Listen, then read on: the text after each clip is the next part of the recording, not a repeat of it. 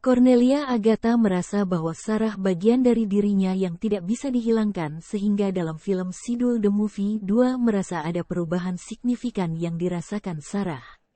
Dibandingkan dengan Sarah dulu sekarang lebih dewasa dan terlihat tangguh, namun tetap menjaga karakter Sarah yang sesungguhnya.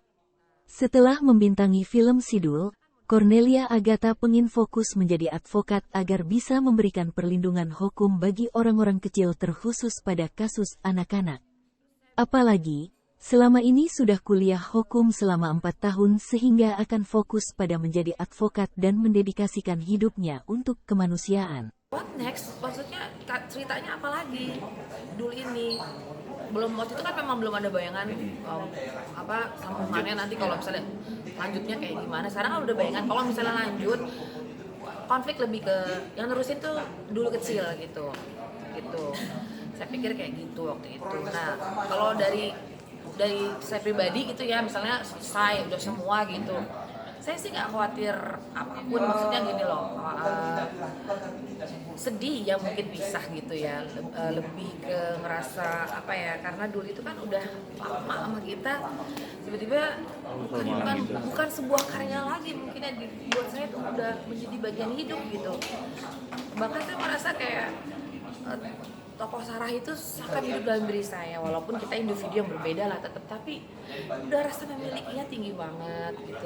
Dan kehidupan dulu ini walaupun ini adalah imajinasi, tapi di kita tuh kayak udah nyata, bukan penonton aja, kita pemain juga ngerasa gitu. Jadi ngerasa kayak apa ya, tiba-tiba kehilangan dunia yang lain ini gitu, gimana ya, sedih gitu.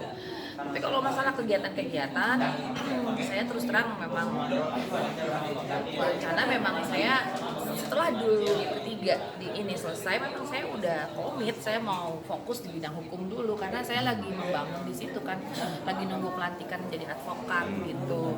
Saya orangnya soalnya fokusan gitu, jadi buat saya tuh apa ya, kalau kita fokus baca aja kita bisa tembus gitu, itu prinsip saya. Jadi saya mau coba settle dulu membangun di bidang hukum nih gitu. Berkarya ya masih teater yang udah pasti, karena saya memang lebih suka teater daripada film sebetulnya. Dari dulu gitu, lebih cinta teater, lebih cinta teater daripada sinetron atau film. Rencananya setelah film ini memang mimpi mewujudkan mimpi yang Iya, itu. saya kan udah kuliah 4 tahun, bener-bener perjuangan saya kuliah tuh nggak gampang. Saya juga kuliah bukan nyari gelar atau apa sekedar kesibukan, bukan loh. Saya tuh punya cita-cita, saya punya tujuan ingin membantu anak-anak Indonesia, bahkan di dunia, lepas dari apa ya, bisa dicegah dari kekerasan pada anak gitu. Jadi saya ingin mencegah kekerasan pada anak dan juga menangani kasus-kasus anak gitu yang menjadi korban kekerasan. Tapi saya lebih ke pencegahannya, kalau kita bisa cegah kan lebih baik, jangan nunggu terjadi gitu. Jadi saya lagi sudah berencana sama teman-teman saya, ada beberapa yang aktivis, mau membuat satu komunitas, lembaga yang berkaitan dengan itu semua. Saya punya banyak planning di situ, karena sebagai seorang artis itu passion ya. Tapi kalau kita bicara nilai-nilai kemanusiaan, itu sudah tertanam dalam diri kita semua, dan udah pasti gitu. Jadi itu memang apa ya, hal yang memang saya harus jalani, bahwa hidup saya itu banyak yang saya bisa lakukan yang bermanfaat dalam hidup ini, bukan cuma seni gitu loh gitu. Jadi banyak lah, dan terlebih juga anak-anak saya udah mulai gede, udah SMP.